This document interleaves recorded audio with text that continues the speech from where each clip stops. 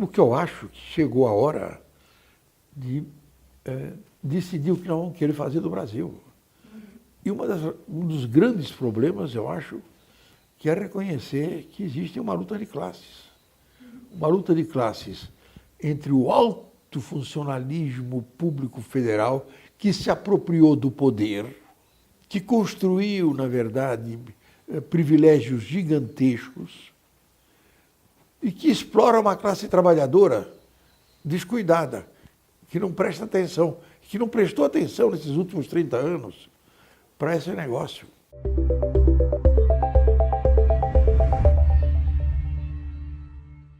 Nós vamos ter que decidir se queremos o Brasil crescendo ou não.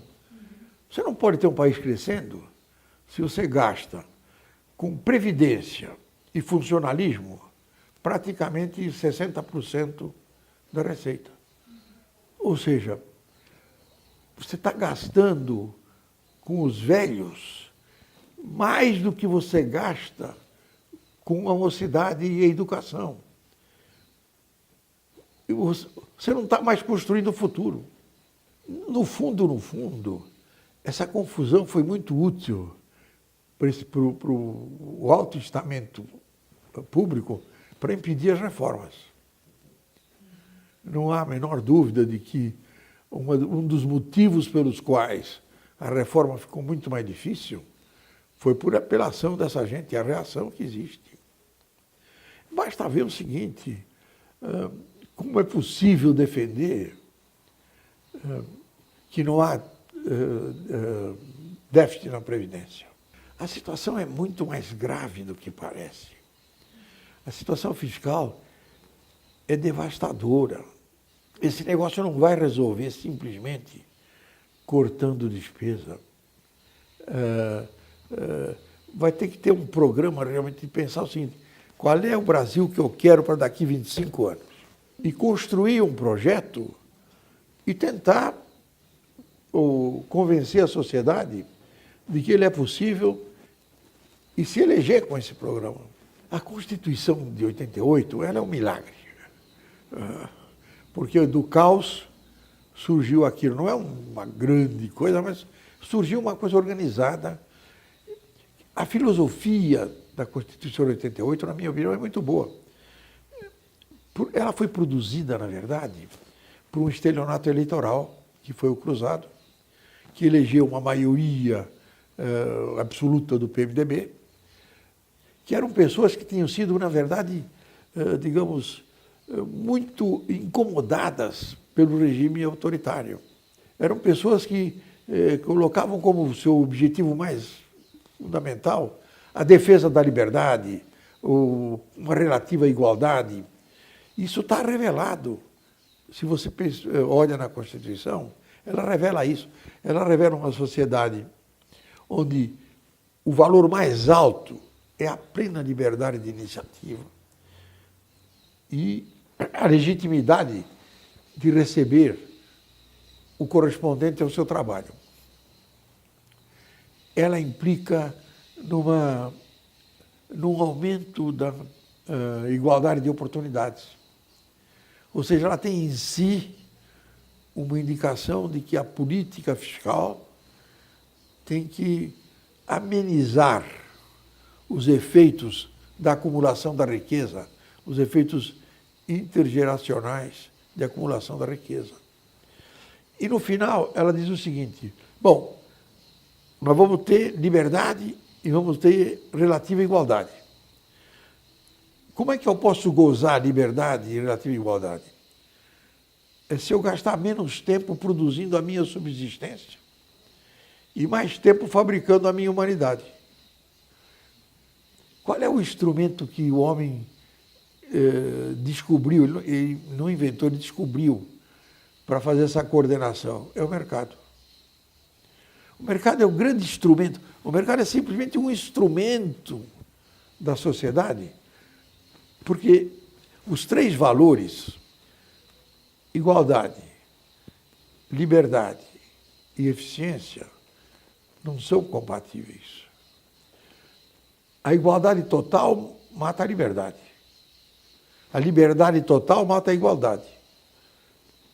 E você não tem a eficiência, exige alguma hierarquia e algum controle da liberdade. De forma que você precisa perseguir os três objetivos assintoticamente, quer dizer, ir melhorando um e melhorando o outro ao mesmo tempo. Porque se você quiser um deles, você mata os outros dois. Ela tem essa coisa dentro dela. Ela, na verdade, tem um mecanismo para realizar esses três valores. Tem muitas dificuldades. Por exemplo, essa crise fiscal, ela estava escondida. Ela estava esperando algum governo, digamos, insensato, que produzisse uma recessão. Que quando ele produzisse a recessão, aquele mecanismo aquela incapacidade de financiar a sociedade ia emergir. E foi o que aconteceu.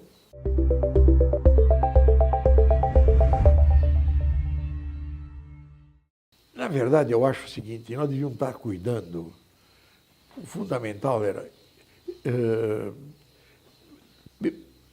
aconteceu um acidente que perturbou toda a caminhada. Na verdade, você teve uma delação premiada, armada, construída, em que prometeram para o capo de Tuteicapi que ele seria livre se fizesse aquilo. Isso produziu um desarranjo político gigantesco e, na minha opinião, você está correndo um risco muito grande, porque não há boa solução para essa crise. É o que eu sempre digo, talvez haja uma menos pior, mas boa não existe nenhuma.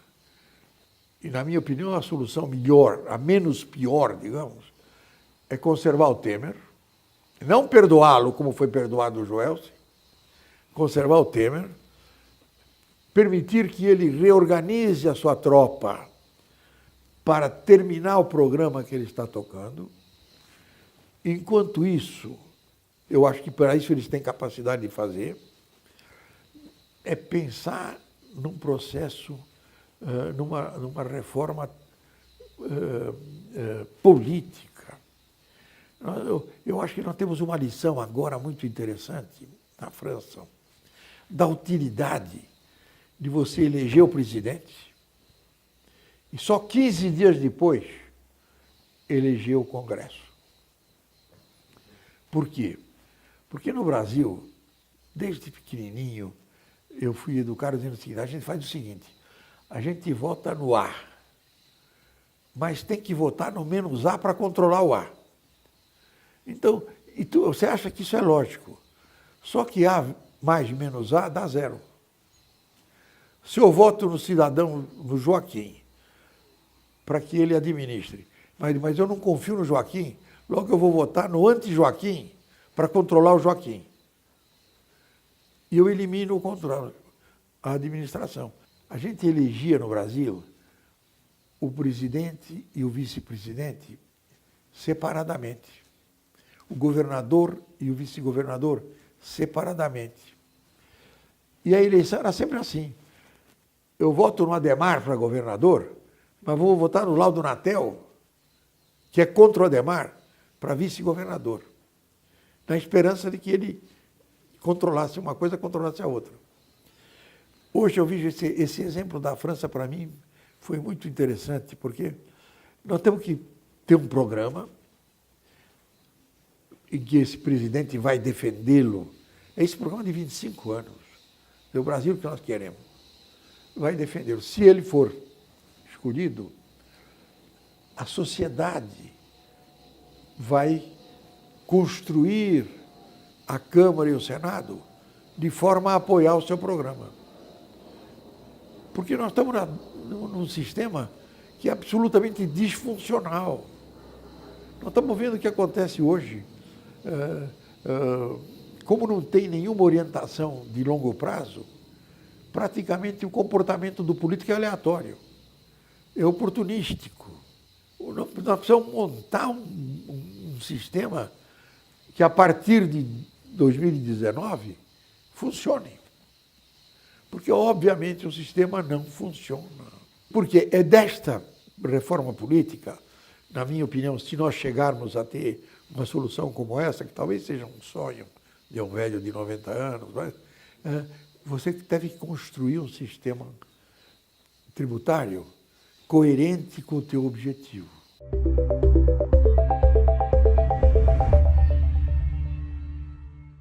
Eu acho que a Lava Jato foi uma sorte enorme.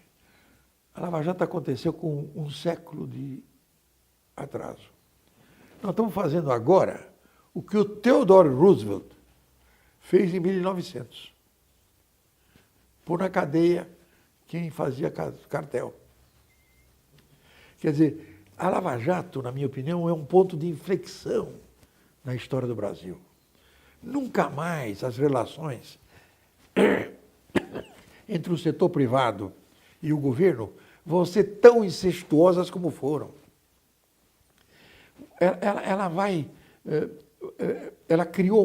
criar um novo espírito. A compliance vai ser uma coisa muito mais séria. Quer dizer, eu acho que ela, ainda que no curto prazo, ela possa ter causado pequenas perturbações, eu não tenho a menor dúvida. A mudança de ethos, a mudança de comportamento que ela está produzindo, dará 1% aumento de crescimento para o resto da história do Brasil. A Lava Jato o que eu disse, foi uma sorte. Tem muito folclore nesse negócio, tem a aparição de heróis, de missionários e tudo isso, mas eu acho que se você olhar para a essência do projeto, a essência do processo, eu acho que foi um processo muito útil para o Brasil e que é produto da Constituição de 88. O controle da lei que se entregue ao Ministério Público, na Constituição de 88, é que permitiu isso que está aí. Ou seja, eu acho que não vem... Inclusive, é evidente que a parte visível desse processo é uma coisa... dá a impressão de que é uma disputa pelo poder. Quer dizer, hoje, se você vê, tem duas instituições disputando o poder no Brasil. O Tribunal de Contas da União e o Ministério Público. Ou seja, chegou a hora de fazer um concílio, centrar os três chefes dos poderes, levar o livrinho, dizer, ó, vamos no livrinho dizer, qual é a tua caixa? É esta aqui. Qual é a tua caixa? É esta aqui. Cada um ter a sua caixa bem arrumada, porque eles têm que ser harmônicos e independentes. Agora, não vamos ter dúvida, pelo menos eu não tenho a menor dúvida, a Lava Jato é um ponto de inflexão na história do Brasil. Ele nunca mais vai ser o mesmo, ele vai ser melhor.